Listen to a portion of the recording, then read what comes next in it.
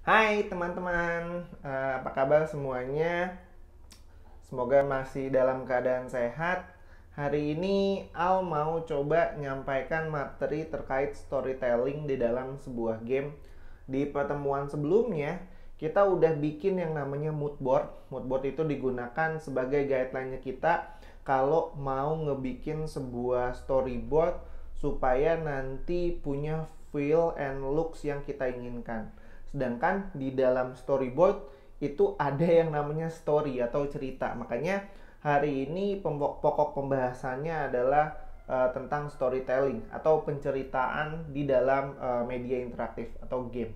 Nah, ngomong-ngomong tentang story atau cerita, ini hari ini simple aja. Al akan ngebahas tentang 4 game permainan digital yang pernah Al mainkan, dan kemungkinan ini bisa jadi masukan buat teman-teman juga dalam membuat sebuah cerita yang mau ditaruh di dalam gamenya. Pertama mungkin nih udah ngeliat ya, ini Al sering banget mainin yang namanya Stardew Valley. Stardew Valley itu punya cerita yang simple, tapi kalau menurut Al ceritanya tuh ngeblend sama gameplaynya. Maksudnya gimana tuh Kal? Jadi apa yang ada di cerita Stardew Valley ini adalah kalau bisa dibilang salah satu pokok permainannya gitu. Kalau misalnya nggak ada ceritanya, mungkin sebuah game nggak bakal menarik. Begitupun sama Stardew Valley. Sesimpelnya sih kita di Stardew Valley ini cuma ngelola ini ya, ngelola sebuah peternakan dan pertanian gitu. Cuma ada story di dalamnya. Nah, ini Al dapetin dari si Stardew Valley fandom. Jadi grafiknya kalau teman-teman lihat ya ini ya, bentuknya tuh pixel art gitu. Nah, diceritakan kalau si tokoh utamanya itu dia bosen kerja di kota, akhirnya dia inget nih dulu dia punya kakeknya itu ada di kampung. Nah, kakeknya tuh lagi sakit, kakeknya tuh punya peternakan. Ini petanya nih, ini petanya. Kakeknya punya peternakannya ini eh, nggak ada yang ngurus. Nah, makanya si karakter utama ini mau coba istilahnya memulai kehidupan yang lebih enak lah ya, maksudnya lebih adem gitu. Di kota dia kejebak macet, dia tuh nggak punya temen, habis pergi kantor pulang ya udah tidur. Nah, kalau di sini nggak nih, di sini dia ada sistem inventory-nya juga. Nah, kalau teman-teman lihat ya, sistem inventory-nya lumayan banyak juga nih. Dia ada artefaknya. Kita coba lihat ya. Ada senjatanya. Ada senjata-senjatanya. Terus ada barang-barang unik yang bisa dikumpulkan di dalam gamenya. Nah, ini juga sama nih, kayak misalnya contoh ya, contoh ketika si karakter utama ini mau berinteraksi sama ini ya, sama orang yang ada sama orang yang ada di sini, misalnya NPC yang ada di sini nih. Soalnya NPC-nya banyak nih. Mereka disebutnya villager. Jadi orang-orang yang tinggal di sekitar peternakannya si kakeknya kita nih. Nah, dari sekian banyak NPC yang ada di sini, mereka tuh punya story-nya masing-masing, punya ceritanya masing-masing, dikemas sedemikian rupa sehingga bisa interaktif sama kita sebagai player. Salah satunya kalau yang misalnya Al mainkan ya, si Abigail ini salah satu tipikal ini ya, tipikal NPC yang aneh-aneh nih. Dia tuh sukanya apa sih? Dia tuh sukanya sesuatu yang natural gitu. Kayak barang-barang hasil tambang gitu. Dia suka. Dan ya ini jadi sesuatu yang menarik ya, karena ketika kita berinteraksi sama si NPC-nya, mereka punya penceritaan tersendiri. Itu yang membuat Al mau ngebedah beberapa game dengan cerita-cerita yang terbaik menurut Al. Kenapa sih teman-teman harus punya cerita di dalam game? Simple, karena supaya gamenya teman-teman nggak monoton atau nggak dibosenin lah ya sama playernya. Apalagi kalau misalnya nggak ada cerita sama sekali, nggak ada sebuah goal yang teman-teman taruh di gamenya, orang tuh bakal cepet bosen buat main gamenya. Nah, Stardew Valley ini kenapa nggak bosen-bosen gitu? Bahkan udah ada yang main sampai berapa tahun di dalam Stardew Valley ini nggak tetap bosen-bosen, karena dia ada progressing ceritanya. Jadi ketika kita berinteraksi sama NPC-NPC yang ini, yang ada yang kita sebut villager, itu nanti kita bisa dapat item baru, bisa dapat lokasi baru yang terbuka. Misalnya kan tadi sebelumnya lokasinya dikunci nih di dalam map karena kita belum punya item untuk progressing selanjutnya. Nah, Stardew Valley ini kurang lebih sama. Stardew Valley ini ada di hampir semua platform ya. Teman-teman bisa download di Android, iOS, Nintendo Switch, PS5, PS4 juga bisa. Gitu. Itu salah satu contoh yang teman-teman perlu cantumkan nanti ketika bikin storyboard. Jadi ada ceritanya. Ceritanya tuh apa? Mungkin nanti bisa ditulis kayak Stardew Valley. Dia tuh ceritanya cuma dua ini aja ya. Dua kalimat aja gitu. Dua kalimat. Kita tuh di dalam dunia game menyebutnya ini sebagai premis dari penceritaan gamenya. Misalnya si Stardew Valley ini premisnya seseorang jagoan ini atau orang ini bosen tinggal di kota dan ingin coba tinggal lebih nyaman di pedesaan. Di dalam pedesaan dia menemui banyak NPC atau villagers. Apa yang nanti akan terjadi? Nah, itu teman-teman tinggal mainin aja.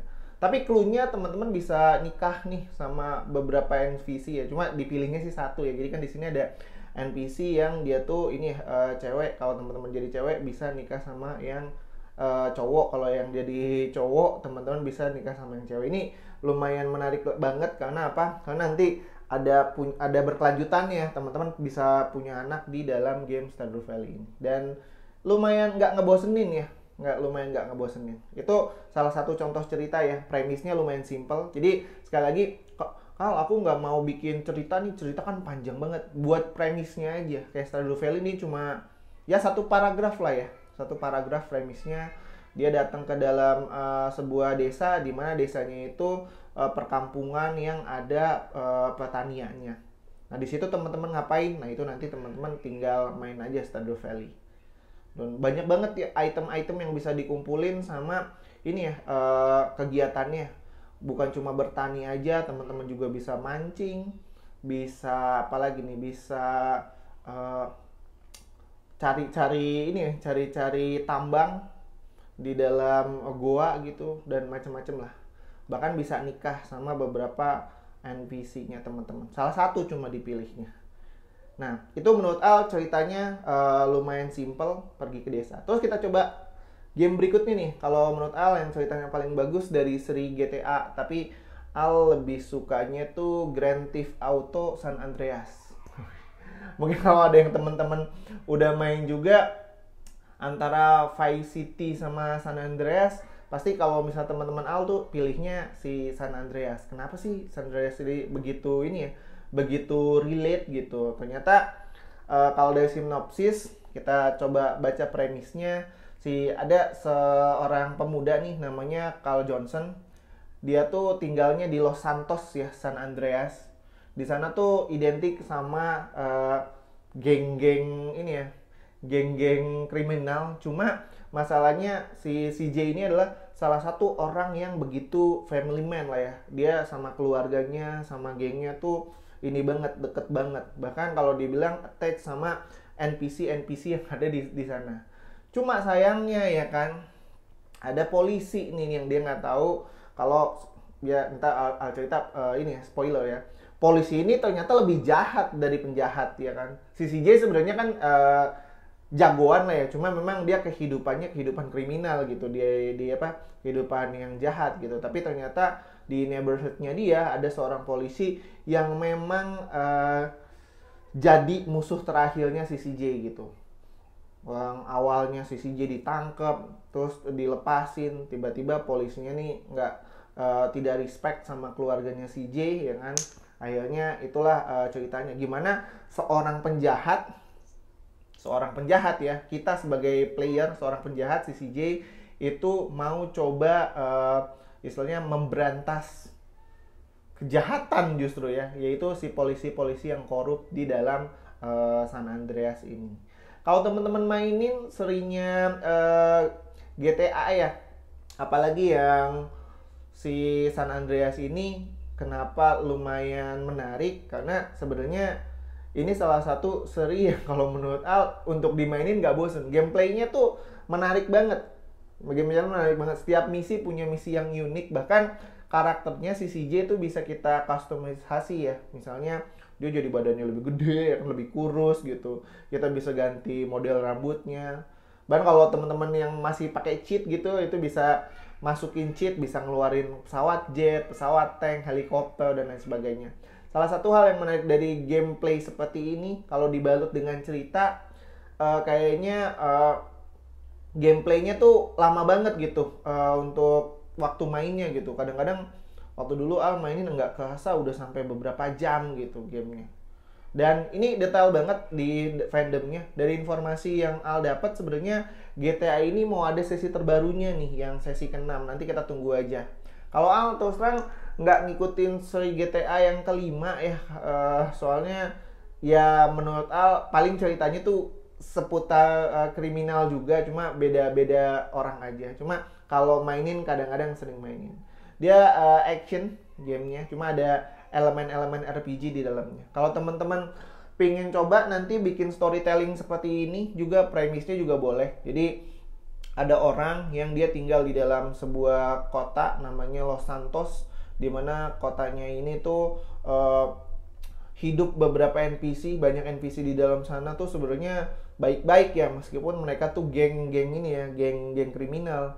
Cuma di saat ada satu polisi korup yang ingin menghancurkan keluarganya atau family-nya, mereka harus bersama-sama berjuang buat ngeberantas si polisi korup tersebut. Bukan bahasa Indonesia ya.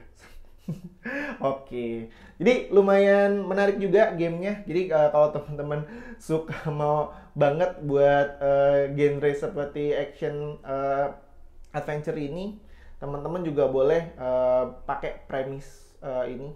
Jadi yang namanya jagoan tuh bukan cuma jagoan aja, penjahat juga ya kan, anti-hero juga bisa jadi jagoan kalau di dalam game. Itu dia. Kemudian yang game ketiga ini ada 4 game aja, jadi Al ngenerangin cuma 4 game aja supaya nanti teman-teman bisa dapat ininya lah ya, bisa dapat oh ternyata premisnya seperti ini ya. Gimana sih cara nulis premis yang baik? Nanti kita bakal coba di akhir. Ada juga The Witcher 3 Wild Hunt. Ini salah satu gamenya Polandia, dimana game ini ternyata didukung banget sama negara Polandia, tidak seperti di Indonesia. Oke, enggak. Ini didukung banget sama pemerintahan di Polandia, CD Projekt Red. Di sini ceritanya lumayan bercabang. Mungkin kalau teman-teman yang sering baca komik atau yang sering baca novel, di mana novelnya itu akan ada pilihan-pilihan. Nah, ini kurang lebih gamenya sama seperti ini. Ini sebenarnya ada seorang hero namanya Geralt. Nah, si Geralt ini ya kan, dia tinggal di mana dunianya tuh penuh dengan kekacauan lah ya.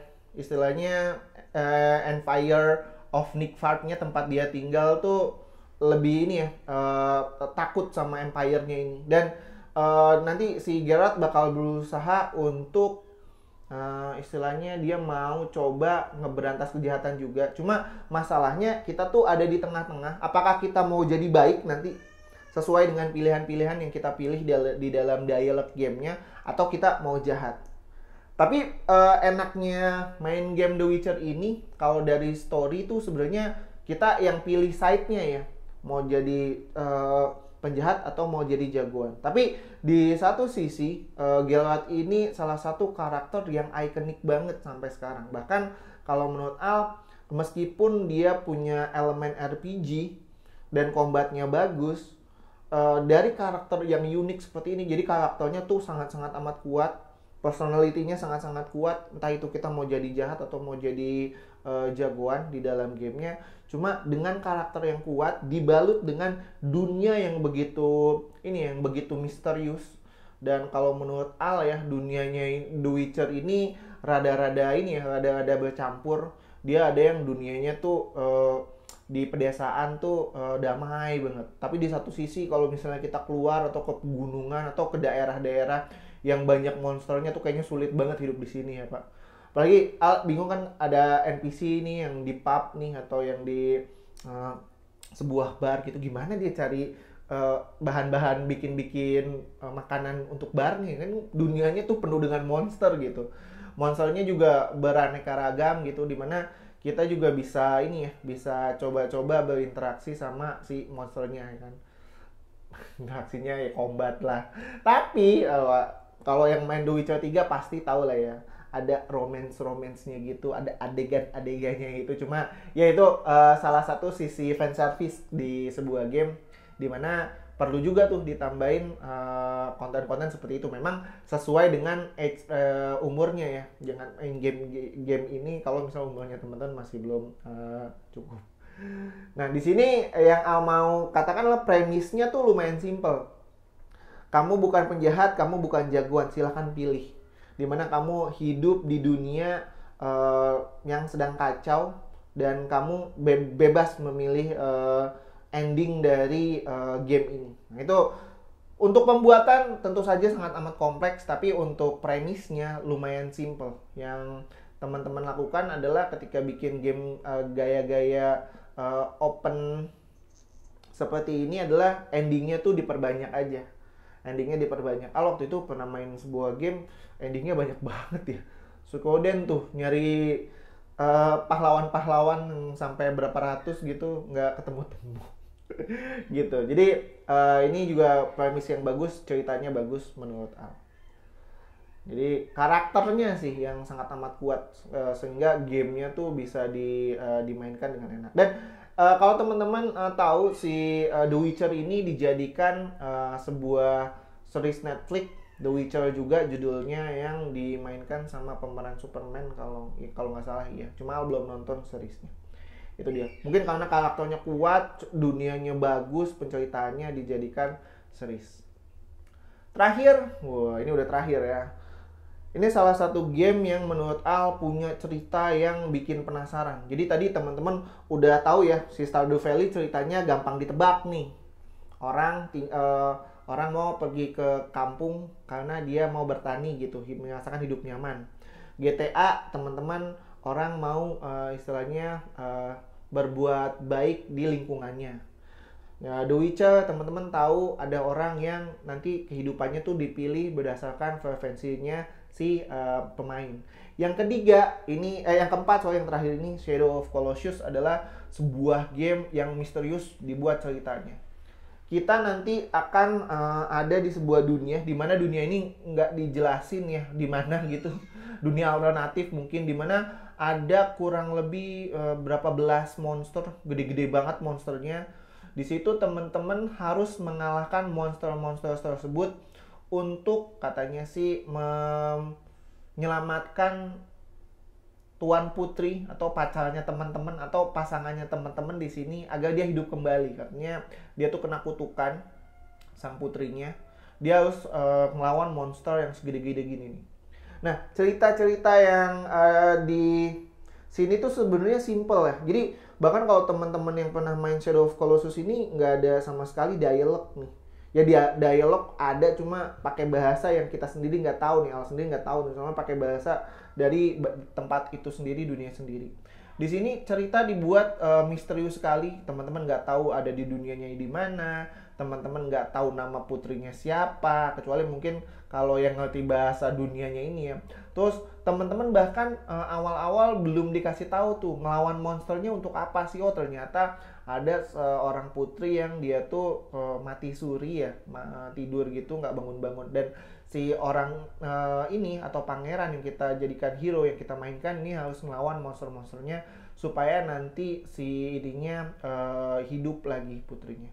Kalau di Jepang tuh namanya Wonder of the Colossus. Wonder of the Colossus ya.